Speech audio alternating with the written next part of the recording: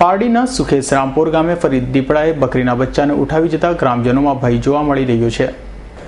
સુખેશ રામપોર ફળિયામાં રહેતા રમેશભાઈ આહિરને ત્યાં ગુરુવારની રાત્રે ફરી લોહી ચાખી લીધેલ દીપડાએ રાત્રિના 10:30 કલાકના સુમારે ઘરના લોકો જાગતા હતા તે દરમિયાન દીપડો સીધો બકરાના ટોળામાંથી એક 10 દિવસનું નાનું બકરીનો બચ્ચાને દીપડો ઉઠાવી ગયો હતો અને પાંજરામાં 2 બકરાનું મારણ મૂકવા છતાં એ પાંજરામાં મૂકેલ બકરો પાસે નહીં પહોંચી સીધો અગાઉ રાત્રિના બકરાના ટોળામાંથી બકરીનું બચ્ચું ઉપાડીને 10 ફૂટ લાંબી છલાંગ મારીને નાસી છૂટ્યો હતો તેવું પશુપાલકે જણાવ્યું હતું। ઘટનાની જાણ વન વિભાગના મહેશભાઈ અને સરપંચ અર્જુનભાઈ પટેલને દોડી આવ્યા હતા। દીપડાને પકડવા મૂકેલ પાંજરાને બકરાની માચરાની બાજુમાં જ મૂકવામાં નિર્ણય આજ રોજ શુક્રવારના કર્યો હતો, પરંતુ દીપડો સતત બીજા દિવસે પણ શિકાર કરવા ફરી વખત આવતા પશુપાલકના કુટુંબી પરિવારનો ભયના જીવી રહ્યા હોવાનું જણાવી રહ્યા છે। આ દિવસે ફોરેસ્ટ વિભાગને જાણ કરી અને તાત્કાલિક અસરથી એમણે પગલાં લીધા।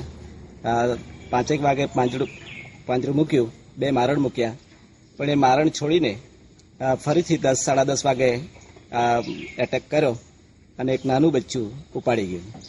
એની જાણ મને સવારમાં કરવામાં આવી એટલે મેં તરત ફોરેસ્ટ વિભાગને જાણ કરી અને હરકતમાં આવીને ફોરેસ્ટ વિભાગ પણ તરત 10-10:30 વાગે અહીંયા પહોંચી ગયું અને નિરીક્ષણ કરતાં માલુમ પડે છે કે ખૂબ ચાલાક આ દીપડો છે, એટલે તપાસ કરતાં પણ ભાળ મળી નહીં, બચ્ચું ક્યાં છે તે ખબર પડી નહીં, એટલે ફરીથી પાંજરાને બીજી જગ્યાએ ગોઠવીને અને એનું સંરક્ષણ થાય બકરાનું એ રીતે પગલાં લેવા માટે ફોરેસ્ટ વિભાગે જાણ કરી છે।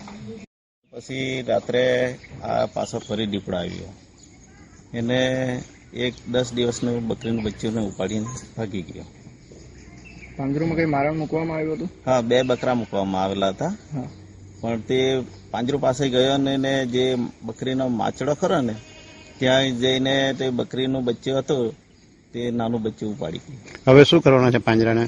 પાંજરાને હવે ફરી બીજી જગ્યાએ ગોઠવવાની વ્યવસ્થા કરીએ છીએ ને અહીંયા થોડી માચડામાં લાઇટ ને આ તે કરીને બકરાને મારણ નહીં થાય તે માટે વ્યવસ્થા કરીએ। કાલે કેટલા વાગે આવ્યો હતો?